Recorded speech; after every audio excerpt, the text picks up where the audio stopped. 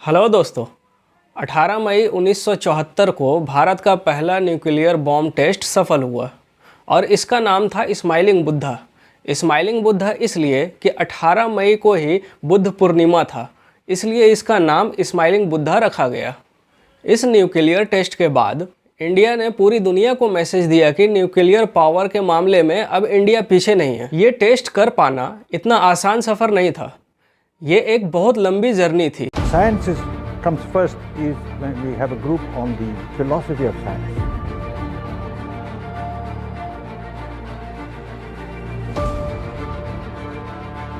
Embarked on our nuclear program once and providing the essentials of.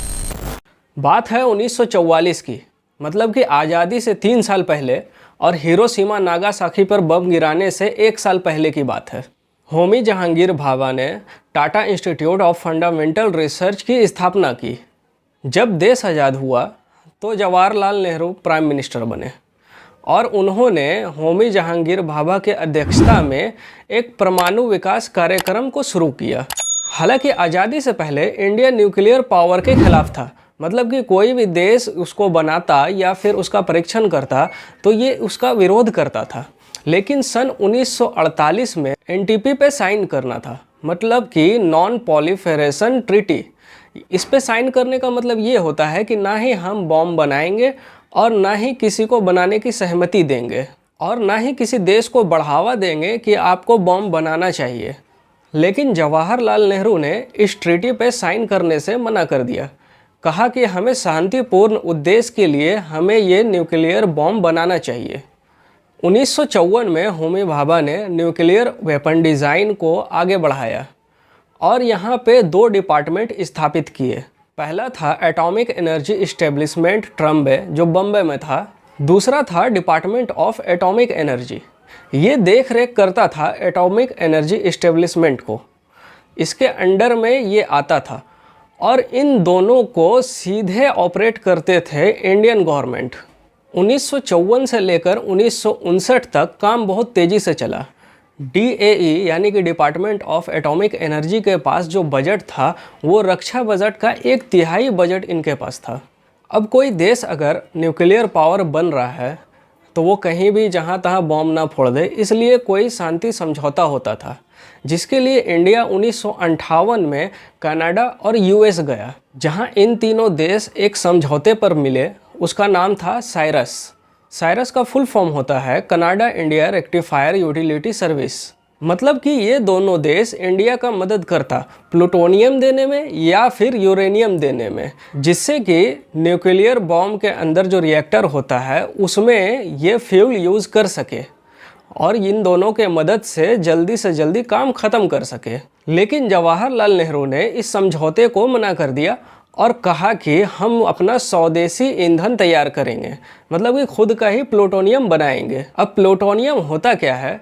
ये एक radio active element होता है, इसका सिंबल Pu होता है और एटॉमिक नंबर में ये 94 पे आता है। ये न्यूक्लियर वेपन में एज ए फ्यूल यूज़ करते हैं। यही वजह है कि जब एक न्यूक्लियर बम फटता है तो उसके धमाके से जितने लोग नहीं मारे जाते हैं, उससे कई ज़्यादा लोग इसके रेडिएशन से मारे जाते हैं। जब नेहरू ने साइरस समझौता को मना कर दिया तब फिर इंडिया में 1958 में ही जवाहरलाल नेहरू ने प्रोजेक्ट फिनिक्स शुरू किया। इससे 20 टन फ्यूल जनरेट होता था हर साल। ये उतना ही कैपेसिटी था जितना कि साइरस से इंडिया को फ़ायदा होता। ये 20 टन फ्यूल में यूरेनियम और प्लूटोनियम दोनों शामिल था, जिससे कि न्यूक्लियर वेपन को भी मदद मिलती और पावर प्लांट से भी बिजली लिया जा सकता था। काम तो ठीक ज़ोर शोर से चल रहा था, लेकिन 1962 में इंडो चाइना वॉर शुरू हो जाता और इसके वजह से न्यूक्लियर वेपन का काम बहुत ही ज़्यादा धीमा पड़ जाता है। फिर 1965 में इस प्रोजेक्ट से जुड़ते हैं राजा रामानंद। ये एक बेहतरीन फिजिसिस्ट और वेपन डिज़ाइनर है। इन्होंने न्यूक्लियर वेपन के डिज़ाइन में काम शुरू करता ही है कि फिर 1965 में इंडिया पाकिस्तान युद्ध हो जाता है और जिसकी वजह से एक बार फिर से इस प्रोजेक्ट का काम धीमा हो जाता है। फिर 1967 में प्राइम मिनिस्टर बनती है इंदिरा गांधी और उसके बाद परमाणु कार्यक्रम पर एक नए जोश से काम शुरू होता है। अब ये बॉम्ब इंडिया का पहला न्यूक्लियर बॉम्ब बनने वाला था, इसलिए इंदिरा गांधी नहीं चाहती थी कि इसके बारे में बहुत लोगों को पता चले जब तक कि इसका टेस्ट ना हो जाए। ये बात कॉन्फिडेंशियल रहे, इसके लिए इन्होंने सिर्फ 75 ही साइंटिस्ट को हायर किया था और प्लूटोनियम को नाम चेंज करके कोड वर्ड रख दिया पूर्णिमा। फिर 1971 में इंडिया पाकिस्तान वॉर होता है। ये तीसरा वॉर होता है इंडिया पाकिस्तान के खिलाफ। इसमें पाकिस्तान बहुत ही बुरी तरह हारता है और ये वही वॉर होता है जिसमें बांग्लादेश को आज़ाद किया था। 1972 में इंडियन मिलिट्री को कमान सौंपा गया कि इस पूरे न्यूक्लियर टेस्ट का एक बेस बना करके दे, जो उन्होंने पोखरन में बनाया था। लेकिन इसका पूरा देख रेख इंडियन साइंटिस्ट और इंडियन पॉलिटिशियन के हाथ में ही था।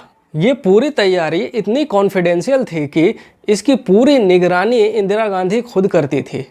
यहाँ तक कि जगजीवन राम जो रक्षा मंत्री थे, उनको भी इस टेस्ट के बारे में कुछ पता नहीं था। और 18 मई 1974 को परमाणु परीक्षण सफल होता है। इंडिया शुरू से ही कहता आ रहा है कि ये परीक्षण शांतिपूर्ण उद्देश्य के लिए था, लेकिन पाकिस्तान ने इसे शांतिपूर्ण उद्देश्य के लिए नहीं देखा। पाकिस्तान के हेड न्यूक्लियर फिजिसिस्ट साइंटिस्ट का मानना है कि ये परीक्षण जो है वो पाकिस्तान को न्यूक्लियर बॉम्ब के मामले में और आगे ढकेल दिया है। अगर अभी तक की बात करें तो इंडिया में लगभग 164 न्यूक्लियर वेपन है, और अगर पाकिस्तान की देखें तो उसके पास 160 के करीब न्यूक्लियर वेपन है। इंडिया, नॉर्थ कोरिया और पाकिस्तान ये NPT साइन नहीं किया था, और जो ये साइन किया था और फिर भी न्यूक्लियर वेपन बनाया वो देश ये है अमेरिका, ब्रिटेन, फ्रांस, चाइना और रसिया। आपको ये जानकारी कैसी लगी हमें कमेंट सेक्शन में ज़रूर बताएं, और ये भी हमें कमेंट सेक्शन में बताएं कि आपको और किस चीज़ के बारे में इन्फॉर्मेशन चाहिए। तब तक के लिए जय हिंद।